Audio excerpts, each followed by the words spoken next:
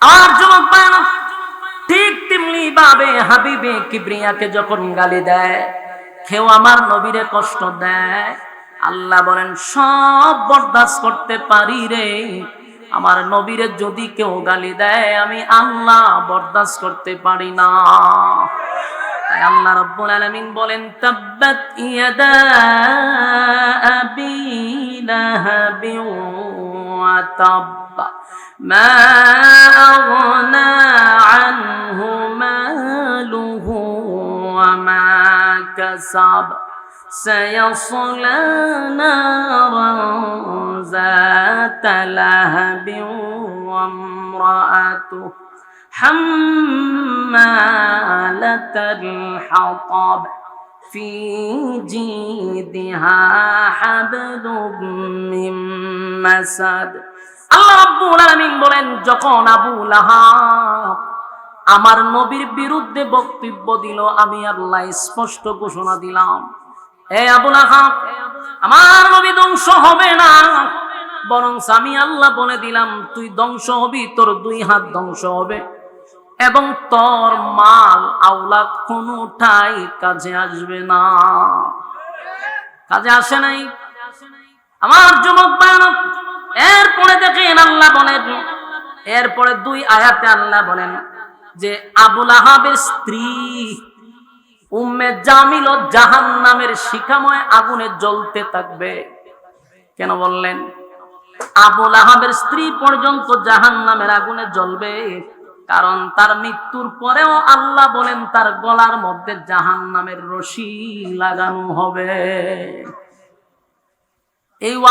এই কথা কি আমার আপনার আল্লাহ নিজে বলছে? যখন এই সূরা আয়াত নাজিল হয়ে গেল, এই আয়াত যখন নাজিল হয়ে গেল, তখন তাদের কাছেও খবর পৌঁছে গেছে, আবু লাহাবের বউয়ের কাছে খবর গেছে, শুনছনি তোমাদের বাতিজা, তোমার বাতিজার আল্লাহ তোমাদের বিরুদ্ধে একটা সূরা নাজিল করছে, তোমার বিরুদ্ধে, তোমার স্বামীর বিরুদ্ধে।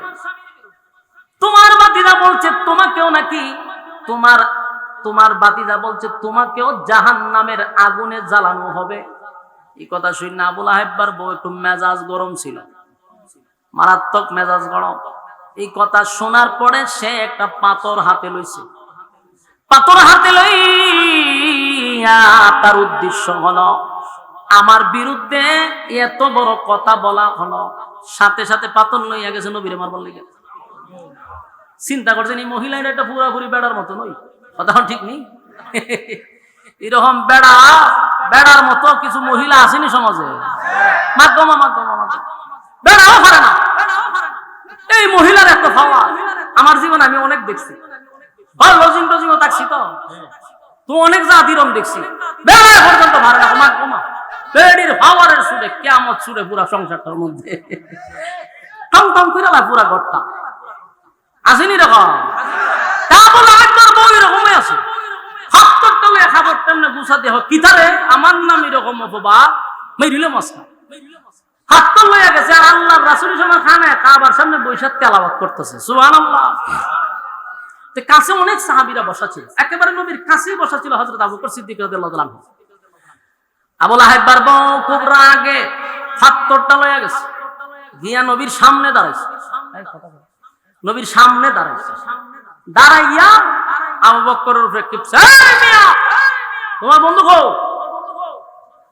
আল্লাহর রাসূল কিন্তু পাশে বসা, কিন্তু আবু লাহাবের বউ কয় মুহাম্মদ গেল কোথায়?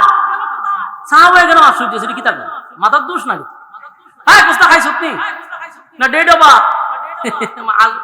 আবুল তাবুল খায় না, অনেকে খাইলে কি কয় কি না, হ্যাঁ ঘটনা কি রাসূল তো কোরআন তেলাওয়াত করতে হেতে দেখে না কা, তো কইতেছে গেল কো? আবু বকর ঘটনাটা কি তারে? আমি যে দেখি হাত দিয়ে রাসূলকে ধরছে, রাসূল তো কাছু সবাই দেখতেছে, কিন্তু এই মহিলা দেখে না। এটা আমার নবীর মুজিজা, সুবহানাল্লাহ। এটা কার মুজিজা?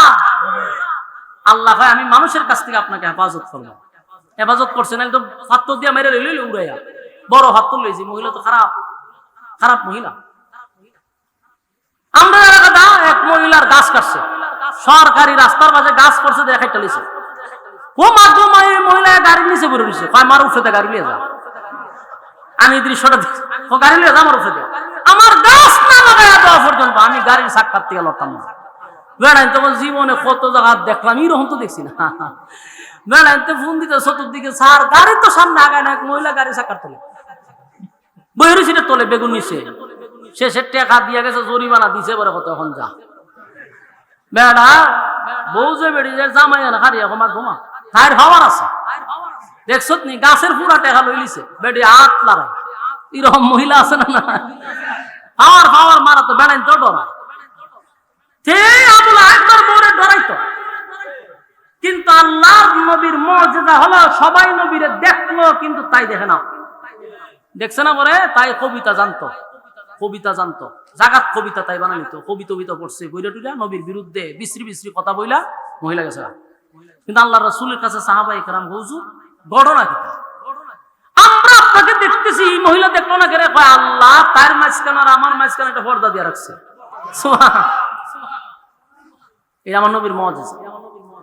এই আবু লাহাবের বউ, আবু লাহাবের বউয়ের কথা কেন কোরআনে আসলো? দুইটা আয়াত কেন এই মহিলাকে নিয়ে আল্লাহ নাজিল করলো? এটার কারণ আছে, কারণ যেমন তেমন মহিলা না, তাই কিন্তু সম্ভ্রান্ত পরিবারের ছিল, মানে অবস্থা বালা, ফকিন্নি নাই, টাকা পয়সা আছে, বাপের বংশ খুব শক্তিশালী, সর্বদিক দিয়া তার টাকা পয়সা, আবার জামাইরও টাকা পয়সা আছে, তো স্বয়ং সম্পূর্ণ মহিলা, টাকা পয়সা আছে, তাই আবার আলাদা একটা পাওয়ার আছে। কিন্তু এই মহিলা কিপন ছিল, খুব মারাত্মক কিপন মহিলা। এই উম্মে জামিল যে মহিলা, তাই কিপন ছিল। ঘরে আগের জামানায় টাকা পয়সা হইলে দাসী বান্দি রাখতো, কাজ করো বললে গিয়া, দাসী বান্দি রাখলে টাকা দেওয়া লাগে না, টাকা দিব হইরা। এই মহিলা কোনো দাসী বান্দি রাখতো না, টাকা দিব হইরা। তাই কি করতো, নিজে ওই রান্না বান্না করার লেগে পাহাড়ে যাইতো না, গিয়ে নিজেই দাও দিয়া লাকড়ি টাকড়ি কুবাই নিত। বুঝেন কেমন বেডি কথা, নিজেই সব লাকড়ি মাকে খাইতে নিত, খাইটা এই লাকড়ি গুছাইয়া এই মহিলা রশি দিয়া গলার মধ্যে বাইন্দা এরপরে এইভাবে আনতো বাড়িতে, রানতো, নিজেরটা নিজেই রান্না বাড়া করতো। এই জন্য আল্লাহ কয় এই মহিলাকে জাহান্নামের ভিতর গলার মধ্যে রশি লাগাইয়া আমি তাকে জাহান্নামে ফেলাবো। বেশি পাওয়ার দেয় না, আল্লাহ হয় সাইজ করো মনে, আমরা কিন্তু বিরক্ত হইতো, কেবল সুবিধা খারাপ না হয়ে তখন লড়ি না। চিন্তা করছেন বিষয়টা, এই মহিলা সে নিজেই লাকড়ি খাটতো, নিজেই লাকড়ি আইনা রান্না বাড়া করতো, নিজের কাঁধে রশি লাগাই আনতো। আল্লাহ এই রশিতে তোর জাহান্নামে ফেসামো। এমনি এমনি তো তার নামে 2 আয়াত নাযিল হইছে না, তাই সাংঘাতিক মহিলা। ওই যে আপনারা এলাকার ঠেডা মেডা লয় না, ঠেডা মারে না, ঠেডা এটা দেখতে হয়। আমি এক জায়গা ওই হবিগঞ্জের আমাদের এক জায়গাতে একবার রমজান তারাবি পড়াইছিলাম, তো গেছি পড়াইছে, আমি তো ছোট মানুষ দিহি 2 দিন পরে গ্রুপে মেলে গেছে। ওই যে আপনারা বাউন্ডারি তো বিখ্যাত রাগ করি না, আমি কইলে কি গুগলে কয়, ইউটিউবে কয় আপনার কথা, আজকে ঠেডা মারা লয়ে বেরিয়ে যান না, ঠিক আছে দিছি কি খারাপ 2 গ্রুপে লাগলে ঠেডা মারালে। তোর মহিলারা কিটা করতো, এরা হলুর মধ্যে সালি মধ্যে আবার মরিচ মিশাইতো, এই মহিলারা নিয়ে তুই তো দৌড়ায় ঘর থেকে আন্তর, তুই তো হেরা উড়াই দে, বাতাসে সরে, তুই তো চোখমুখ লাগে। এই 30 মত আমি নিজের চোখে দেখছি। আর যদি কেউ মনে করেন ঠেডা মেডা খাইয়া ঠিক কথা ভিজে থেকে তাপাই যাবো, বেড়া হয়েছ, বেড়ার কাম করছ, দেখতে দিহি পিছা তাপাইতে যায়, খাওয়া হয়েছে। আমি বললাম যে আউ আইনে যাইলে তোর যুগেটা আছে, ও হনইতা কিছু কিছু জায়গাতে আছে। তো ব্রাহ্মণবাড়ি একটু বেশি, তবে আপনারা সুনামও বেশি, আবার এই সমস্ত কিছু কাজের লেগে দুর্নামও আছে। আবার ব্রাহ্মণবাড়ির ইমানি জজবাও বেশি, আবার বেদাতিও বেশি, আবার মারামারিও বেশি, আলেমরও বেশি। কথা বলেন হাতি, আসলে যেখানে ফেরাও এখানে মুসা, কথা ঠিক নেই। বাংলাদেশের মধ্যে মার্কা মারা বন্ড যতগুলি আছে সবগুলোর বাড়ি হলো বাউন্ডারি, কথা বলেন হাতি। যতগুলা লালিল বাতি লাগায় উঠে এটি সবটির বাড়ি গো ব্রাহ্মণবাড়ি। আমার বাংলাদেশের এই জায়গায় সবচেয়ে বড় বড় আলেম যেখানে, এটা হলো ব্রাহ্মণবাড়ি। যেখানে বেড়াও নি কেন মুসা, বাস্তব না বাস্তব। আর যুবক আল্লাহ রাব্বুল আলামিন বলেন এই মহিলা এমন এক মহিলা সাংঘাতিক ছিল, সমাজের মধ্যে যত দরবার লাগাইতো মহিলা লাগাইতো, ঘরের ভিতরে কাউরে শান্তি দিত না।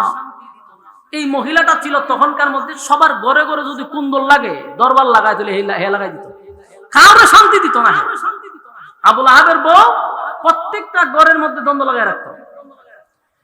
এবং আবুল আহাবের বউয়ের ব্যাপারে বলা হয়েছে আল্লাহর হাবিবের বিরুদ্ধে যত দুশ্মনী হইতো এই আবুল আহাবের বউ সেটারে সাপোর্ট করত। নাউজুবিল্লাহ বাড়ি দিয়ে কইবা। আবুল আহাব নবীর বিরোধিতা যা করত বেশিরভাগ নিজের বউ উম্মে জামিল সাপোর্ট দিয়া দিত, অথচ আপন বাতিজা আপন চাচি আল্লাহর নবী একদিন চোখের পানি ছেড়ে দিয়া কান্না শুরু করলো। নবীর চোখ দিয়া মুক্তার দানার মতো টপ টপ করে পানি পড়তেছে।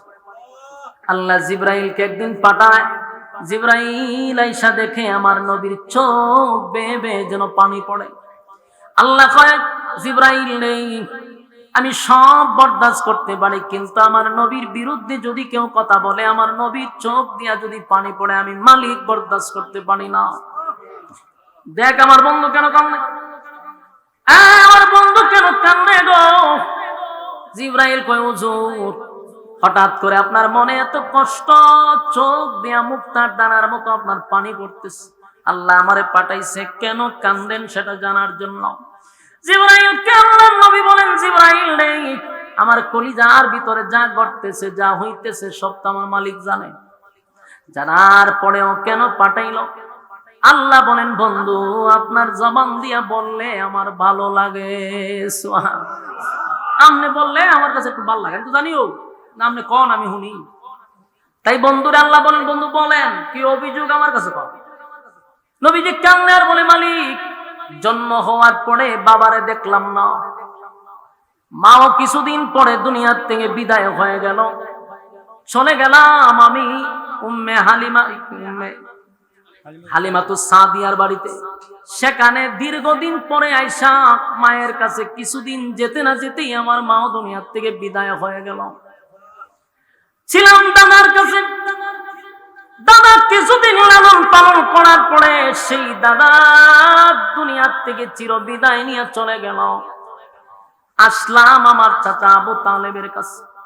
আবু তালেব আমার চাচা আমার লালন পালন করলো, মহব্বত করলো বাবার মতো। আবুল আহাব আমার চাচা, উম্মে জামিলও আমার চাচি।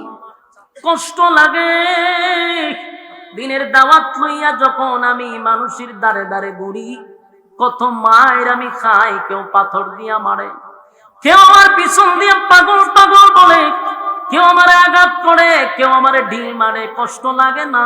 কারণ আল্লাহর দিনের দাওয়াত দিতে গিয়ে মায়ের খাইতে হয়, কথা হয় না? দিনের দাওয়াত দিন প্রচার প্রসার করতে গিয়ে মায়ের খাইতে হয় গো।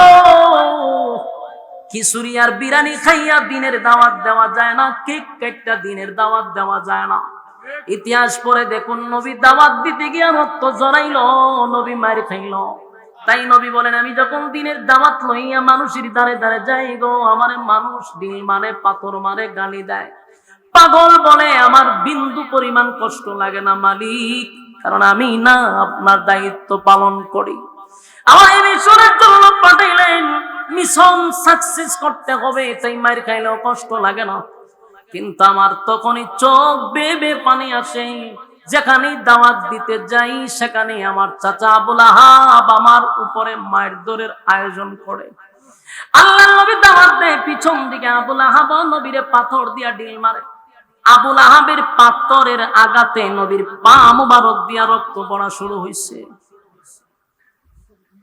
বলুন তো দেখি, অপর মানুষে যদি আপনাকে আঘাত দেয় যে কষ্টটা লাগে, এর থেকে বেশি কষ্ট লাগে নিজের মানুষ যদি আপনারে ফুল দিয়া ঢিল দেয়। বাসলাম না বাস। আল্লাহ নবী কান্দেন, আমার মালিক, বাহিরের মানুষ যখন আমার ঢিল মারে গো, আমার মনে মনে মনে মনে মনে মনে ভাবনা ছিল আমার আপন চাচা আমার সামনে আছে রে, নিশ্চয় আমার চাচা এর তীব্র প্রতিবাদ করবে, নিন্দা জানাবে। কিন্তু আমি তখনই আশ্চর্য হইলাম, বাহিরের মানুষের সঙ্গে আমার কলিজার টুকরা আপন চাচা নিজেই তাদের সঙ্গে পাথর লইয়া আমার ঢিল মারছে। আল্লাহ, এটা আমি বরদাস্ত করতে পারলাম না, আমার নিজের মানুষগুলো আমার এইভাবে রক্তাক্ত করে। আবুল আহাব তো নবীরে আঘাত করতো গো। আর আবুল আহাব্বার বউ কি করতো? আবুল আহাব্বার বউ মানুষের কাছে গিয়া কইতো, আমার বাতিজা আমার দুইটা ছেলেরে দিয়া তার সঙ্গে সম্পর্ক করছে, আমার থেকে বেশি মোহাম্মদ রে কেউ চিনে না। সুতরাং তোমরা সাবধান সাবধান, আমাদের বাপ দাদার ধর্ম তোমরা ভুলে যাও না, মোহাম্মদের কথা শুনবা না পাগল। নাউজুবিল্লাহ। চিন্তা করছেন কত খারাপ মহিলা। নবীজির দিনের কাজে বাধা দিত এই মহিলা। সে লাকড়িয়ান্ত পাহাড় থেকে আসার সময় কিছু কাঁটা নিয়ে আসতো। এই কাঁটাগুলা নবীর বাসার সামনে দিয়া রাইকা চলে যেত। আল্লাহর হাবিব এই কাঁটা যখন নবী ফজরের সময় যখন মসজিদের ভিতরে ঢুকতো, খানায় কাবায় যাওয়ার জন্য যখন প্রস্তুতি নিত, নবীর পা মোবারক দিয়া যখন কাঁটাগুলি ঢুকতো, এই মহিলা দূর থেকে টিটকারি করতো আর হাসতো আর মজা পাইতো। জুরে কোন নাউজুবিল্লাহ। আপন চাচি হই নবীর কষ্ট দেখে হাসাহাসি করে রে। নবীর এই কষ্ট দেখে মহিলা বড় আনন্দ পায়। এই মহিলা এত খারাপ, শুধু খারাপ না, মারাত্মক খারাপ। আল্লাহর নবীর কাছে একবার কোরআনের আয়াত আসা বন্ধ হয়েছে, মানে নবীর উপরে আয়াত আসা বন্ধ হয়ে গেছে। কেন বন্ধ হয়েছে? আমার নবী তার ওজন বহন করতে পারে না, লোড নিতে পারে না, তাই নবীর রেস্টের জন্য আল্লাহ বন্ধ করছে। এই মহিলা নবীর কাছে গিয়া কয়, আব্দুল্লাহর পুত্র মুহাম্মদ, তোমার কাছে একটা শয়তান আসতো, এখন দিয়ে আর আসে না। চিন্তা করছেন এই মহিলা। আপন চাচি যখন এইভাবে নবীরে আঘাত করে রে, আমার নবীর কলিজাটা ভেঙে যায়। এখানেই তো শেষ না, এতটুক বইলা শেষ না, আরো কত প্রকার আঘাত আমার নবীরে দিছে শুনেন। মানুষের কাছে গিয়া কইত, মুহাম্মদ হইল আবেতার।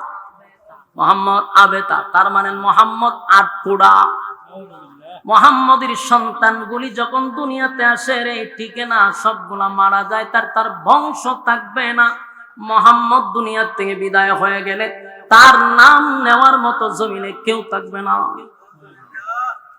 আপন চাচি হইয়া মানুষের কাছে বলে, তোমরা অনর্থক তার অনুসরণ করো, কারণ সে যদি দুনিয়ার থেকে বিদায় হয়ে যায় তার নাম নেওয়ার মতো কেউ থাকবে না। মুহাম্মদ হইল আবেতার। আল্লাহর নবীর চোখ দিয়া পানি পড়ে। আল্লাহ তখন জিবরাইলে পাঠায়।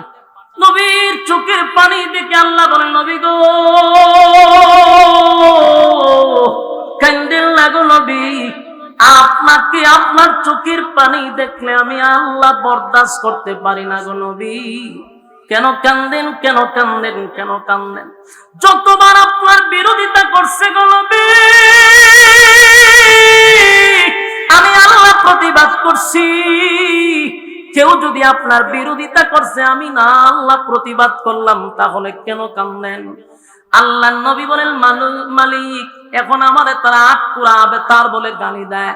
আল্লাহ তখন আয়াত নাজিল করে বলেন, ফাসাল্লি লিরাব্বিকা ওয়ানহার ইন্না শানিআকা হুয়াল আবতার।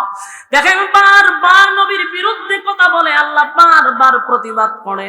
তারা বলছে আবেতার, আল্লাহ বলেন ইন্না শানিআকা হুয়াল আবতার, নিশ্চয়ই তারা আবেতার, তারা নির্বংশা, তারা লেস কাটা, তাদের বংশ নাই।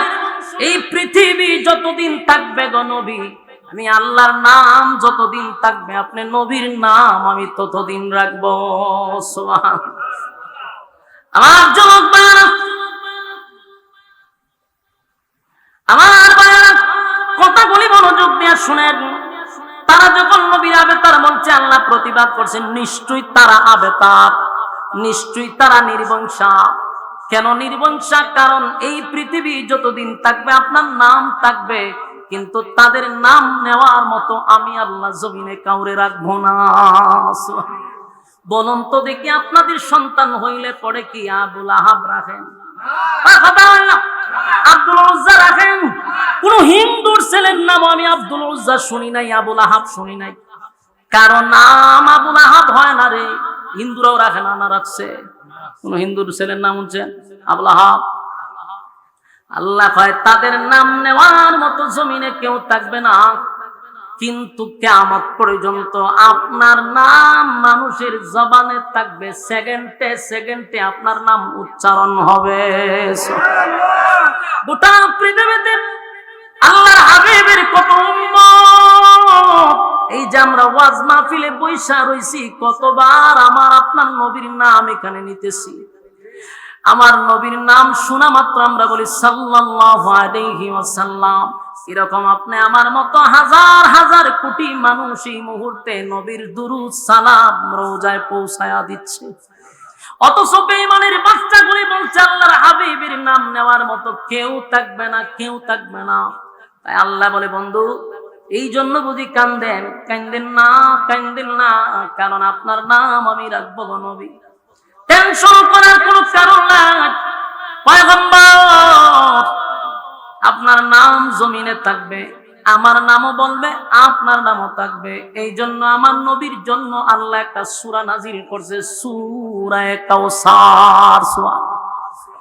এই সূরাটা হলো শানে রাসূল। আরেকটা সূরা হলো সূরা ইখলাস, এটা হলো শানে ইলাহি।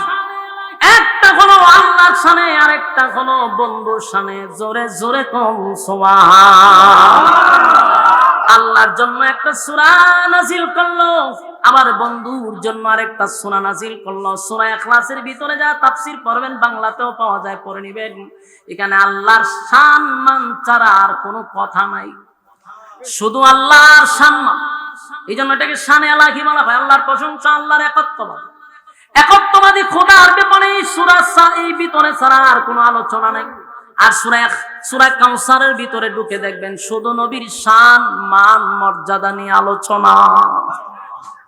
আল্লাহ কয়, বন্ধু কেন আপনি কষ্ট পান? সব জায়গায় তো আমি আপনারা রাখছি,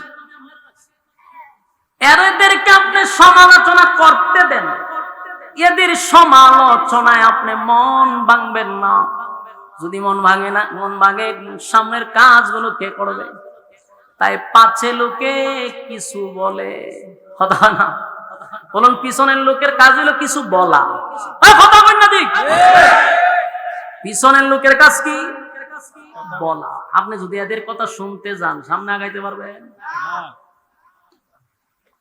জীবনে যদি সফল হতে চান, তাহলে পিছনে কান না দিয়া সামনে আগান, আপনার গন্তব্যে পৌঁছতে হবে।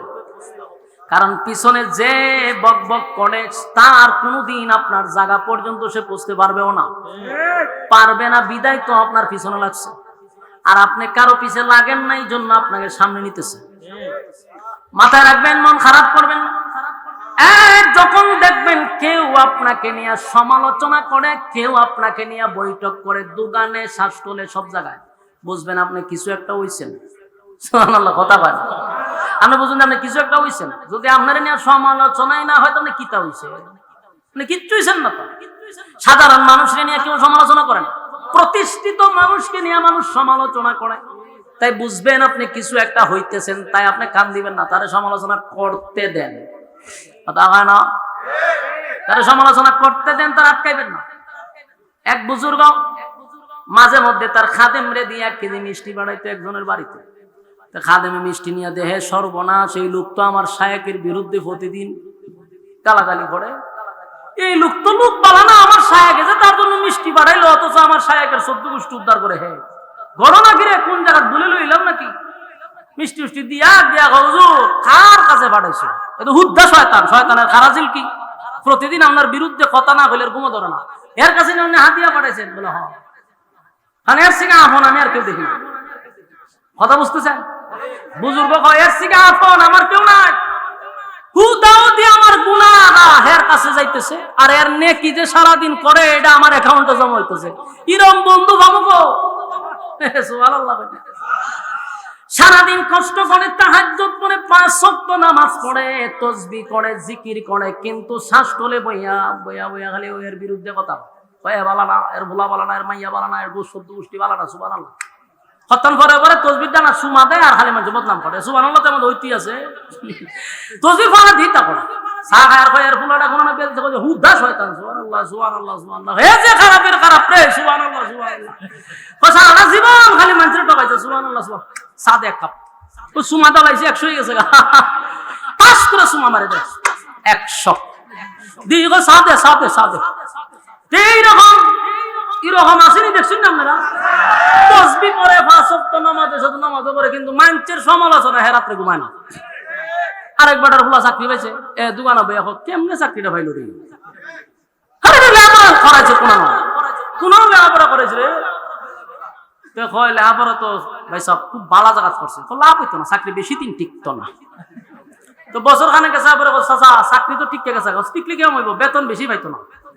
চাচা 1 লাখ টাকা বেতন পায়, বেতন বেশি পাইলে কি খাই থাকতো না। চাচা ইচ্ছা মতে খায়, খাইলে কি রোগ হয়ে যাবো, ক্যান্সার হয়ে যাবো, মরে যাবো। কোন ঢই সহ্য করতে পারে না, আছে না নাই? এরকম লোক আরেক বেচারার বাড়িতে ভালো খায়, ভালো ফিন্দে, হে রাত্রে ঘুমানে, খালি 4টায় ঘুমা ধরে না। কেরে রে, তোর তো শান্তি কেন? আর হিংসুক যারা, এরা শাস্তি দুনিয়া, তুই দুনিয়া কি শাস্তি? আরেকজনেরটা দিকে দেয় জ্বলে, জ্বলা রইয়া শাস্তি, ঠিক নেই? আপনি তো মাশাআল্লাহ সুন্দর চলতেছেন, খাইতেছেন, কোনো টেনশন, আপনি ঘুমাইতেছেন, সংসার চালাইতেছেন, হ্যাঁ মাথা সেটাইতেছে, এর ঘুমা ধরে না। আল্লাহ এটা প্রথম শাস্তি তোর দুনিয়া। এই জন্য কারো সমালোচনায় কান দেওয়া যাবে না, সমালোচনা করতে দেন, ঠিক না বেটি?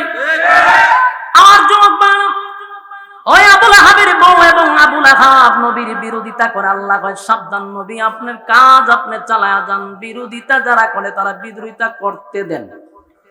এখন দেখেন লাভটা কি হয়েছে। কিছুদিন পরে আবু লাহাব চিন্তা করলো, রে কোনো বাবুই আটকানো যাইতেছে না, কোনো বাবুই থামাইতে পারতেছি না, খালি মুহাম্মদের সমর্থন বাড়তেছে। এখন আবু জাহলের সাথে গেছে, কে হোক এইভাবে চলতে থাকলে আমরা ঐতিহ্য ধরে রাখতাম না, এক সময় দেখা দেব মক্কায় মুহাম্মদের কথায় উঠবে আর বসবে, এর একটা ব্যবস্থা নেওয়া দরকার। তো কি ব্যবস্থা? কয় প্রত্যেক বছর থেকে হজ হয়, এই হজ কিন্তু আগের থেকে ছিল, কথা বুঝতেছেন নি? হজ আগের থেকে ছিল এটা। তো প্রত্যেক মৌসুমে এই মক্কাতে এসে মানুষ হজ উমরা করতো। এই আবু লাহাব বউ আর আবু জাহল মিল্লা একটা প্ল্যান করছে যে মানুষ গেটে ঢুকলেই আমরা বইলা দিব মুহাম্মদের কাছে যেন কেউ না যায়, আর যদি যাওয়া শুরু করে তা আমরা পরবর্তীতে নেক্সট জেনারেশন আমরা পস্তাইতে হবে। তাই প্রত্যেক জায়গাতে খালি আল্লাহ রাসূলের বদনাম করে, বিভিন্ন অপবাদ, আল্লাহ রাসূলের নাম আগে শুনে নাই, নতুন করে তার কানে ঢুকাইতেছে। মানুষ শুনতে শুনতে কয় লোকটার একটা নজর দেখে যায়, যেহেতু রাসূলের ক্ষেত্রে কোনোদিন একটা মিথ্যা কথা বলে নাই। এই জন্য মক্কার মানুষ কয় অবশ্যই বিশ্বাস করে রাসূল আগে। কি তাও আবার আরেকটা বাজে বন্ধ করেন, বক্তা সরাসরি ওয়াজ করতে দিতে গেলে আবার একটা লাগাইতে হচ্ছে, বন্ধ করে দিব। আমি তো সরাসরি সরজমিনে উপস্থিত না হওয়া, আমার তো দেখতেই আছে, অবহনার বাজার দরকার নেই। এখন দেখেন রাসূল আগে তাদের কাছ থেকে ভিতরে কথাটা বাইর করছে যে এরা আমারে কতটুকু বিশ্বাস করছে, দেখে না 100 তখন কইল যে আমারে তোমরা এত বিশ্বাস করো, বিশ্বাসের জায়গায় আমি ছিলাম, আসি, থাকবো, জীবনে মিথ্যা বলি নাই, বলবো না, ভবিষ্যতেও না। তাহলে শোনো, আজকের থেকে তোমরা আমার সঙ্গে পড়ো কুলু লা ইলাহা ইল্লাল্লাহ তুফলিহু। তোমরা আমার সঙ্গে পড়ো লা ইলাহা ইল্লাল্লাহ, নেই কোনো মাবুদ আল্লাহ ছাড়া, আর মুহাম্মাদুর রাসূলুল্লাহ সাল্লাল্লাহু আলাইহি সাল্লাম আমি আল্লাহর বান্দা এবং রাসূল। তার কারণ হইল রাসূলকে এতদিন তারা বলতো আব্দুল্লাহর পুত্র মুহাম্মদ, রাসূলুল্লাহ বলতো না। এই মেসেজ দিয়া বললেন যে আল্লাহর পক্ষ থেকে আমি শুধু মুহাম্মদ নয়, রাসূলুল্লাহ সাল্লাল্লাহু আলাইহি ওয়াসাল্লাম। আর আল্লাহর পক্ষ থেকে আমি যে কথাগুলি বলতেছি এতদিন তো মিথ্যা বলি নাই, এখন আরো না সত্য বলছি, এখন আরো সত্য হবে। তোমরা যদি আমার কথা না মানো, না শুনো, তাহলে এই পৃথিবীর আড়ালে একদল বাহিনী আছে, আমাদেরকে গ্রেফতার করবে, রিমান্ড দিবে, মারবে, অস্ত্র সহ বাহিনী আছে। তাই তোমরা যদি আমার কথা মেনে নাও, ইহকাল পরকালে তোমরা শান্তিতে থাকবা। চিন্তা করেন, জীবনে যে মিথ্যা কথা বললো না, এই লোক দাঁড়ায়া বলছে দুনিয়া আখিরাতে তোমরা শান্তিতে থাকবা। ওই মজলিসে যিনি উপস্থিত ছিল তার নাম হলো আবু লাহাব, আব্দুল উজ্জাহ আবু লাহাব। সে তখন দাঁড়ায়া বলল, এই কারণেই বুঝি আমাদেরকে এখানে ডাকছ, আমরা পুরা দিন দাঁড়ে তুমি মাটি করলা। তখন সে রাসূলকে অভিশাপ দিল যে তুমি ধ্বংস হও, আমাদের দিনটাকে তুমি ধ্বংস করছো, তুমি ধ্বংস হয়ে যাও, নাউযুবিল্লাহ। রাসূলকে তখন পাথর নিয়ে দাঁড়াইছে, অসম্মানী করছে। আল্লাহ রাব্বুল আলামিন তার বন্ধুর অপমান সহ্য করতে পারে নাই। এই জন্য আল্লাহ তার প্রতিবাদ দাঁত ভাঙ্গা জবাব দেওয়ার জন্য তখন এই সূরা লাহাবটা নাজিল করে। সুবহানাল্লাহ। এই হলো সূরা লাহাবের শাননজুল। নাজিল করছে, নাজিল করে কি কয়, আবু লাহাব বলেছে আপনি ধ্বংস হন, আর আল্লাহ কয় আমার রাসূল ধ্বংস হবে না। তাব্বাত ইয়াদা আবি লাহাবি ওয়া তাব, আমার রাসূল ধ্বংস হইতো না, বরং তুই ধ্বংস হবি। বলো না আল্লাহর রাসূল ধ্বংস হবে না, সে নিজে ধ্বংস হইব। আল্লাহ কয় আমার রাসূল ধ্বংস হবে না, তুই নিজেই এবং তোর দুই হাত ধ্বংস হবে। ধ্বংস হয়ে গেছে অলরেডি, না ধ্বংস হইব? কবে ধ্বংস হয়েছে? তবে আয়াতগুলি রয়েছে কেন? এই আয়াতগুলি বলার উদ্দেশ্য হলো কোরআন তার বিশেষ কোন প্রেক্ষাপটে নাজিল হয়েছে, কিন্তু তার হুকুম থাকবে কিয়ামত পর্যন্ত। কারণ হুকুমটা কিয়ামত পর্যন্ত কেন থাকবে? কিয়ামত পর্যন্ত আবু লাহাব মার্কার লোক পৃথিবীতে আসবে কিনা, আছে কিনা, কথা হয় না, আসেনি। এই জন্য আয়াত আছে, সূরা আছে, হুকুম থাকবে কিয়ামত পর্যন্ত। কারণ আবু লাহাবের বংশধররা এখনো আছে। তারা এই আয়াত থেকে শিক্ষা নেওয়ার জন্য আল্লাহ বলেন তাব্বাত ইয়াদা আবি লাহাবি ওয়া তাব, আরে রাসূল ধ্বংস হবে না, আমার বন্ধু ধ্বংস হবে না, তোর দুই হাত ধ্বংস হবে, তুই নিজে ধ্বংস হবি, এতে কোনো সন্দেহ নেই। প্রতিবাদ করছিনি, কথা কয় না। এরপর আল্লাহ বলেন মা আগনা আনহু মালুহু ওয়া মা কাসাব, তার যত সম্পদ আছে এটিও ধ্বংস হইল। কেন ধ্বংস হইল? কারণ এর সম্পদ ছিল প্রচুর। এই সম্পদ নিয়ে হে খুব গর্ব করত, হের সন্তান আর সম্পদ নিয়ে গর্ব বেশি করত, অহংকার দেখাইতো। তাই আল্লাহ কয় তোর সম্পদও থাকতো না, সব ধ্বংস হইব, এটা নিশ্চিত থাক। তোর উপার্জিত সম্পদ ধ্বংস হবে, এতে কোনো সন্দেহ নেই। কথা বুঝতেছেন আমার? এরপর আল্লাহ বলেন সায়াসলা নারান যাতা লাহাবি ওয়া ইমরাআত, আল্লাহ বলেন এই আবু লাহাব শুধু সে তার মাল না, শুধু তার মাল আওলাদ কোনটাই কাজে আসবে না, আসে নাই। তো আবু লাহাবের ব্যাপারে আল্লাহ রাব্বুল আলামিন 3টা আয়াতে আবু লাহাবের কথা বলছে, আর বাকি 2 আয়াতে ওই হেরবোর কথা বলছে। একটু পরে বলতেছি। তো দেখেন, প্রথম কথা হলো সে মজলিসে দাঁড়ায়া বলছে সারা দিনের কাজকর্ম বাদ দিয়ে আমরা আসছি তোমার কাছে, আর তুমি বুঝি আমরা বাপ দাদা ধর্ম ছেড়ে দিতাম, এখন থেকে বুঝি একজনকে আমরা মানতাম, আর তোমারে মোহাম্মদ না বলে এখন শুধু রাসূলুল্লাহ বলতাম। এই সময়টা তো আমাদের নষ্ট করছো, তুমি ধ্বংস। তো আল্লাহর সাথে সাথে কি করছে? জবাব দিয়ে দিছে। আল্লাহ বলেন আমার বন্ধুকে যখনই কেউ আঘাত করবে, কথা বলবে, আমি তখনই তার প্রতিবাদ করি। সুবহানাল্লাহ। শুনুন, রাসূল প্রতিবাদ করা লাগে নাই, আল্লাহ নিজেই প্রতিবাদ করছে। আল্লাহকে অনেক মানুষ গালি দেয়, দেয় না? আল্লাহ আপনারা আমার ওয়াজ বুঝুননি, আমার কথা বুঝুন। আপনারা দিয়ে হা হুকুস্তা নাই, একটু হা না বললে আমার কথা বলার আগ্রহটা বাড়বো। আর যেইভাবে আপনারা চুপ করে বসে রয়েছে, কথা বলার আগ্রহ আরো নষ্ট হবে। আবার হলো এটা ব্রাহ্মণবাড়িয়া, ব্রাহ্মণবাড়ির মানুষ একটু জজবা বেশি, তাহার কথা ঠিক না।